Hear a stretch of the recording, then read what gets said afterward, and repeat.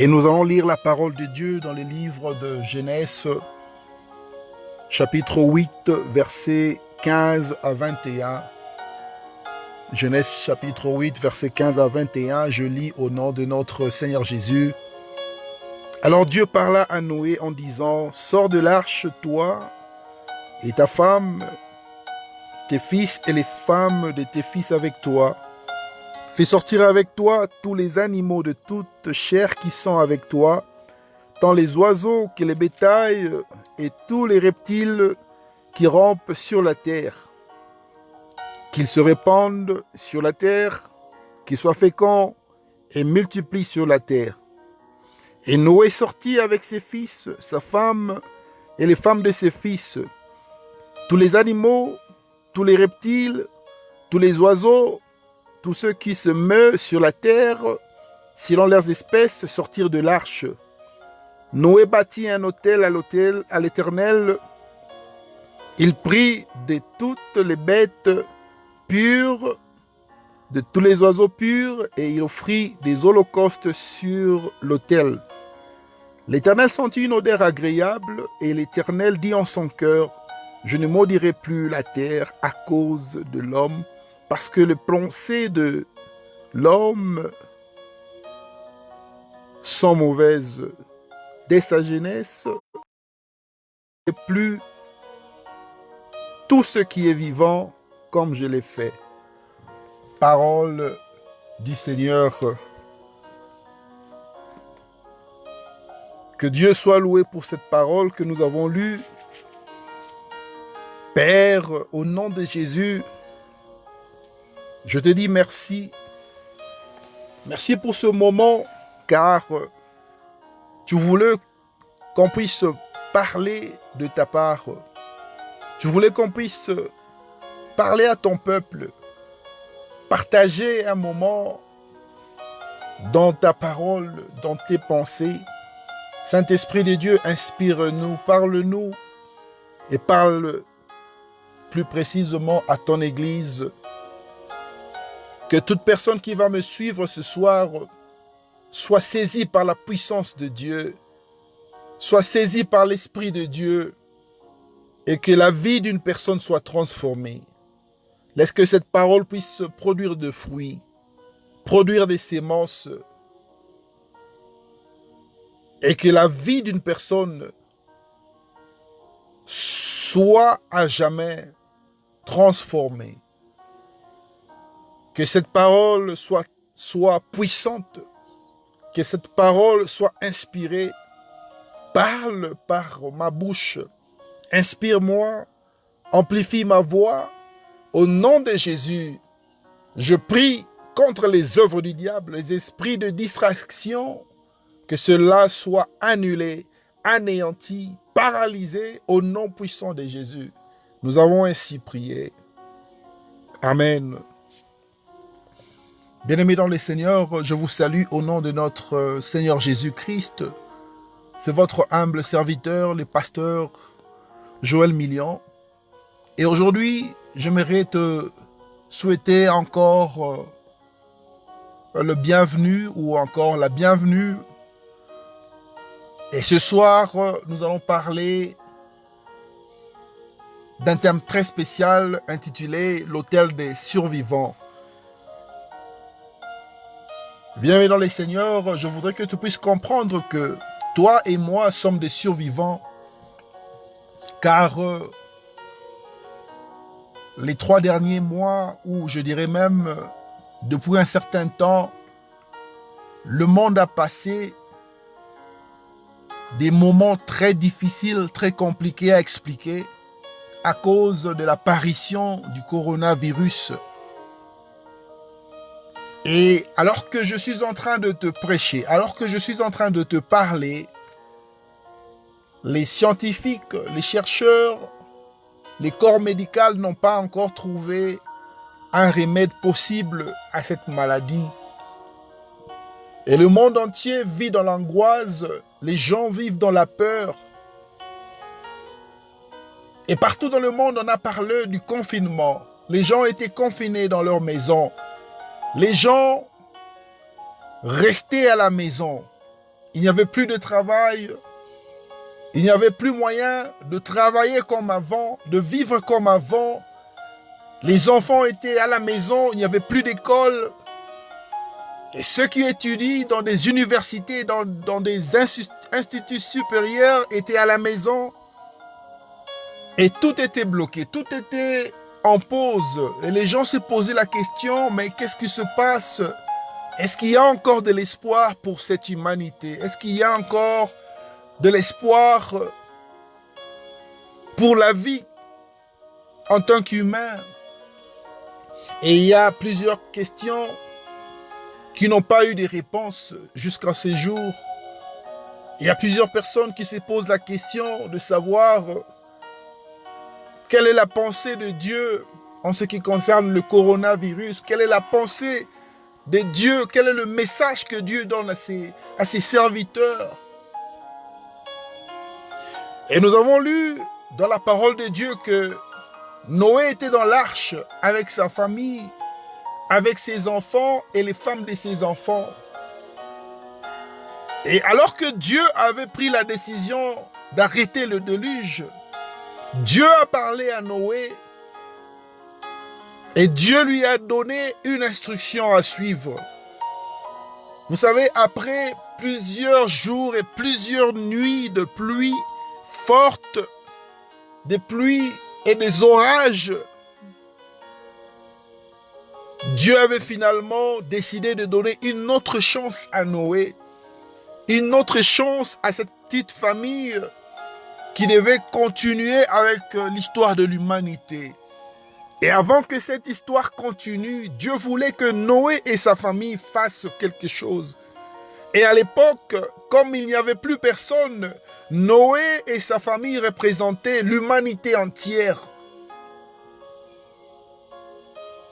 Et Dieu voulait que Noé puisse offrir une offrande d'action de grâce avant de commencer cette nouvelle vie qu'il les avait donnée. Et vous savez, peuple de Dieu, plusieurs personnes n'aiment pas entendre parler du donné. Plusieurs personnes n'aiment pas entendre parler des offrandes.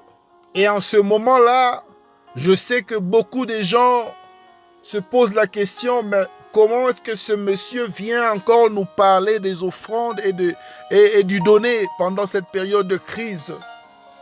Bien-aimé, un homme de Dieu qui cache la vérité t'amène petit à petit, chaque jour, pas à pas, à ton enfer.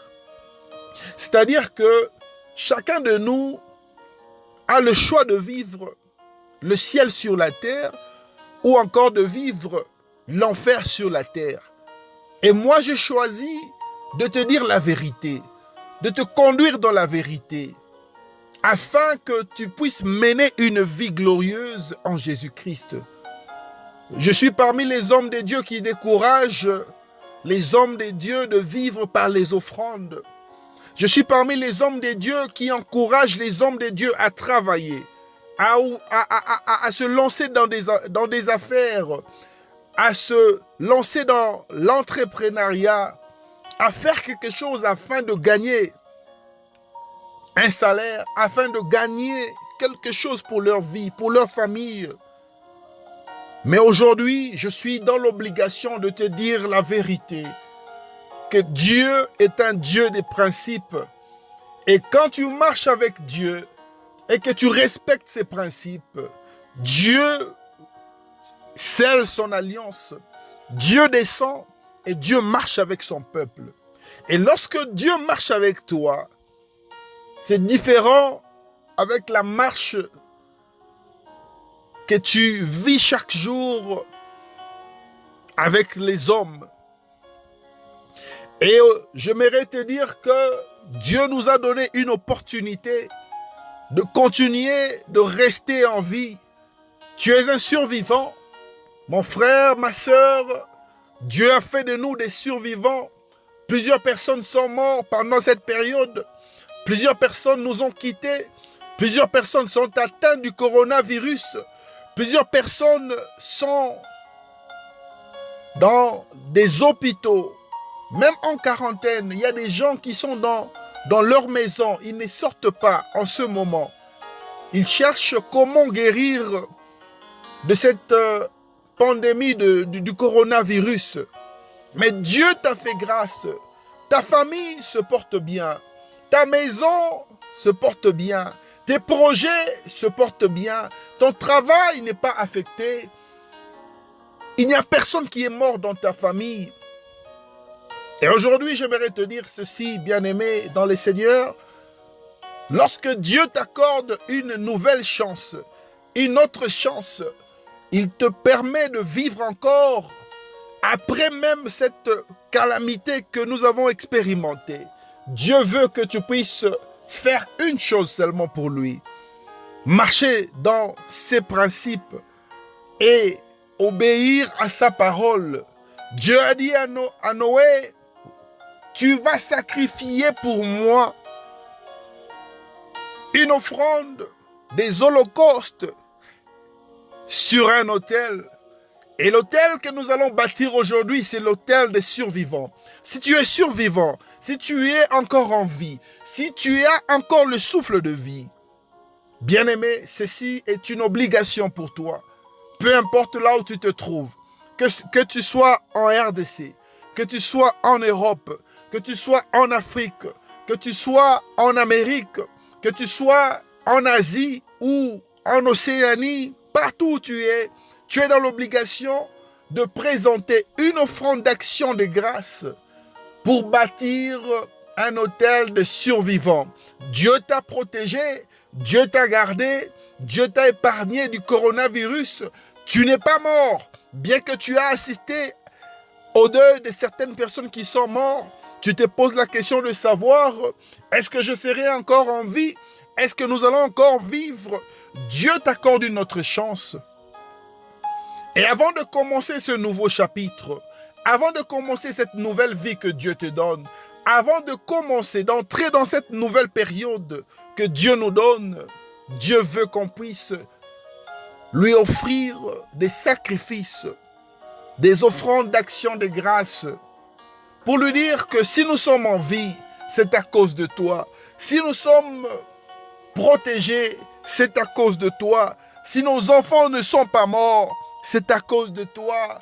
Si nous sommes préservés, c'est à cause de toi. Si nous sommes des survivants aujourd'hui, c'est à cause de toi. J'aime la Bible, et la Bible dit dans Psaume 107, nous allons lire rapidement Psaume 107 au verset 21 à 22, la Bible dit ceci: qu'il loue l'Éternel pour sa bonté et pour ses merveilles en faveur des fils de l'homme, qu'ils offrent des sacrifices d'action de grâce et qu'ils publient les œuvres de l'Éternel avec des cris de joie. Alléluia. Parole du Seigneur, la Bible dit que en tant qu'humain, en tant que chrétien, tu dois être capable de louer Dieu, même pendant des situations difficiles, même pendant la crise, même pendant le manquement, pendant la difficulté. Tu dois être capable de louer Dieu. Rends gloire à Dieu, car Dieu mérite la louange, il mérite l'adoration, il mérite d'être exalté. Même dans la maladie, même dans la pauvreté, dans la souffrance, dans le manquement, loue ton Dieu. Et deuxièmement, la Bible dit ceci, qu'ils offrent des sacrifices d'action de grâce. C'est là où il se pose des fois un problème. Et pendant que Dieu te fait grâce, pendant que Dieu te garde, il veut que tu puisses amener des offrandes d'action de grâce devant lui. Dieu t'a fait grâce, Dieu t'a protégé, il t'a gardé, tes enfants ne sont pas morts. Ta famille est en bonne santé, tes parents sont en vie, tes grands-parents, tes arrière-parents sont en vie. Et aujourd'hui, tu continues de vivre, tu es un survivant. Et Dieu veut que tu puisses lui présenter des offrandes d'action de grâce, car il te garde en vie. Et des fois, je me pose la question de savoir si Dieu décidait de nous envoyer des factures pour le souffle de vie, pour le don de la vie, à combien sera élevé nos factures? Et je me pose la question, est-ce que les humains seront capables de payer très bien la facture que Dieu va envoyer à chacun de nous? Mais Dieu t'accorde cette grâce gratuitement. Tu as la vie gratuitement. Tu as la santé gratuitement. Et en retour, Dieu veut seulement que tu te souviennes que c'est à cause de lui que tu es en vie. C'est à cause de lui que tu as un travail. Que c'est à cause de lui que tu as des enfants, que tu es marié, que tu vis ce que tu vis. Et en dernier lieu, la Bible dit qu'il publie ses œuvres avec des cris de joie. Et vous savez, bien-aimés dans les Seigneurs, lorsque Dieu est en train de faire des grandes choses, vous devez aussi être capable de témoigner la grandeur de ce Dieu. Témoigner à tout le monde ce que Dieu a fait pour vous. Témoigner à vos amis, à votre famille, à votre église, la grandeur et la puissance de ce Dieu. Il veut que la gloire lui revienne. Il veut que les gens sachent que c'est à cause de lui que tu es sauvé. C'est à cause de lui que tu es en vie. C'est à cause de lui que tes enfants sont encore en vie. Et bien aimé, comme j'avais dit,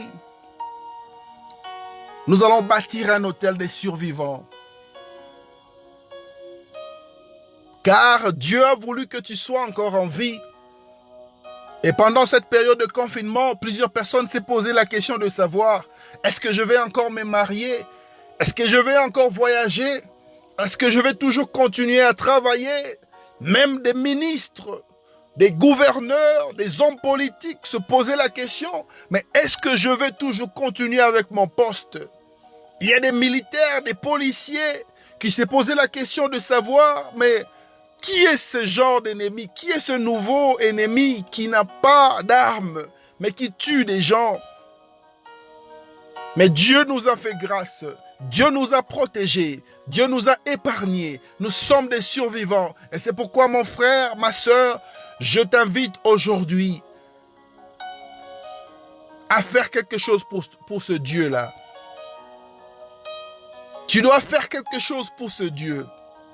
Et au temps de Noé, la Bible dit que Dieu a senti l'odeur de cette offrande et il a pris la décision de ne jamais détruire le monde à cause de l'homme, car le cœur de l'homme a des mauvaises pensées.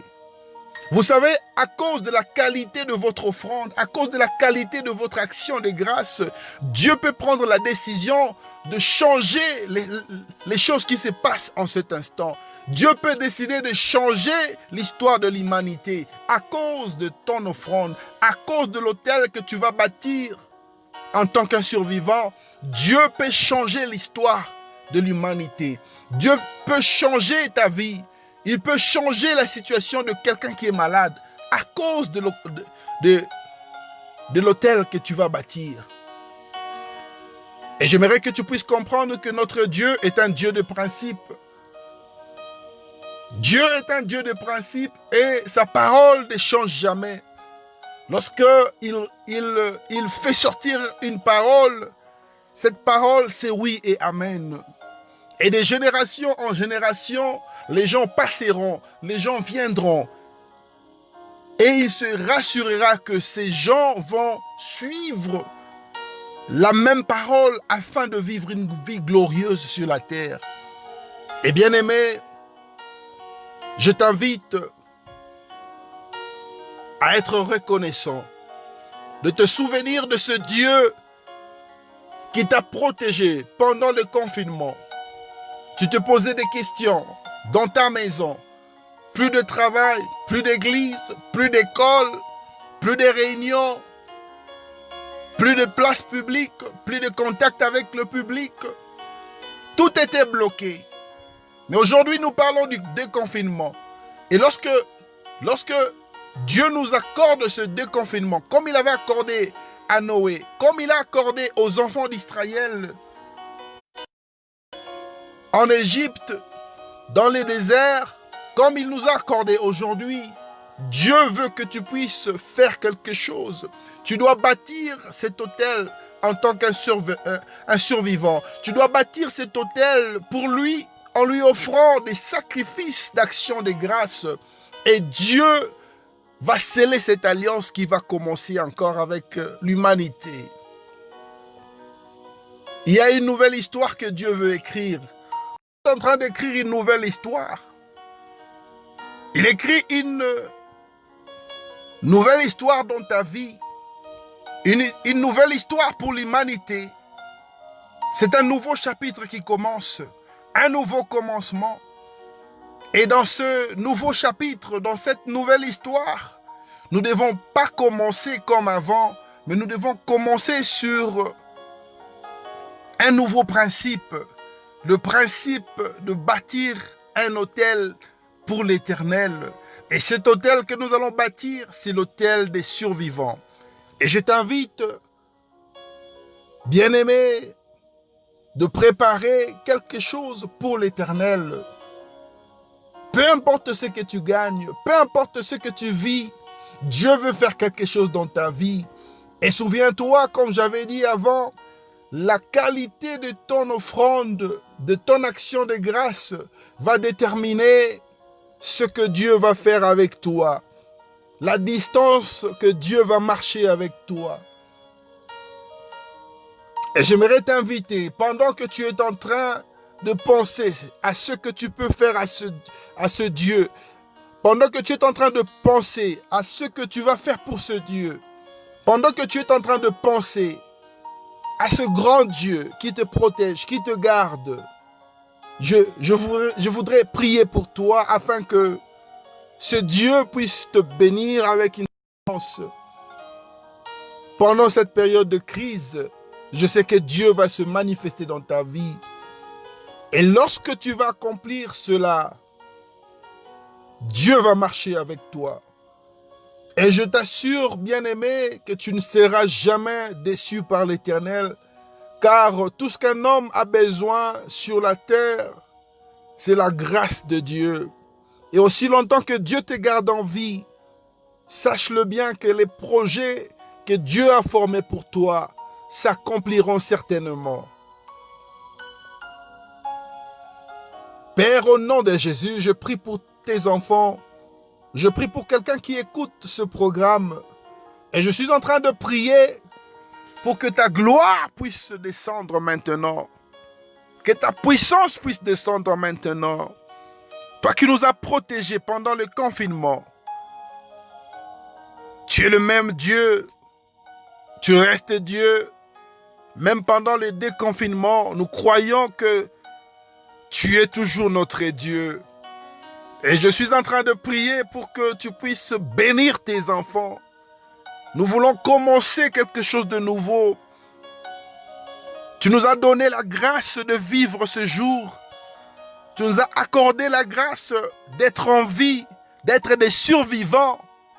Et nous voulons bâtir un autel pour toi. Et pour bâtir cet autel, Seigneur, nous avons besoin d'une offrande, une sémence. Et je suis en train de prier maintenant que tu puisses étendre ta main puissante afin que tu donnes à chacun de tes enfants une sémence qu'il va présenter devant toi. Bénis la vie de chacun de nous. Bénis la vie de tes enfants. Bénis la vie de quelqu'un qui me suit afin qu'il puisse se présenter devant toi avec une offrande d'action de grâce. Comme Noé l'a fait, nous allons aussi le faire afin que la gloire te revienne, afin que tu puisses marcher avec nous. Au nom puissant de Jésus, je suis en train de maudire la puissance satanique qui entre dans le cœur des enfants de Dieu afin qu'ils ne puissent pas donner. Je suis en train de briser la puissance démoniaque, diabolique de Satan qui empêche tes enfants à te donner. Et je prie pour que tu puisses entrer dans le cœur de quelqu'un, touche le cœur de quelqu'un, afin que leur vie soit à jamais transformée.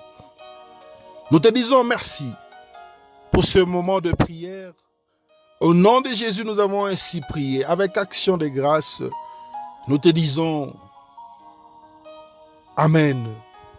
Et bien-aimé, si tu me suis partout où tu es, partout où tu vis, je te demande de partager ce programme.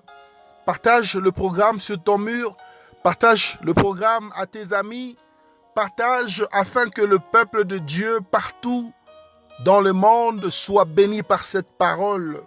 Et je sais qu'à travers de toi, la parole de Dieu sera propagée jusqu'aux extrémités de la terre. Fais le travail d'un évangéliste. Je t'invite aussi à te connecter à notre page sur Facebook. Connecte-toi sur notre page. Aime notre page. Abonne-toi aussi à notre chaîne sur YouTube. Et tu peux aussi nous suivre sur Instagram. Que Dieu te bénisse pour ton obéissance. Et nous allons nous revoir à la prochaine occasion que Dieu va nous accorder. Shalom chez vous et restez bénis.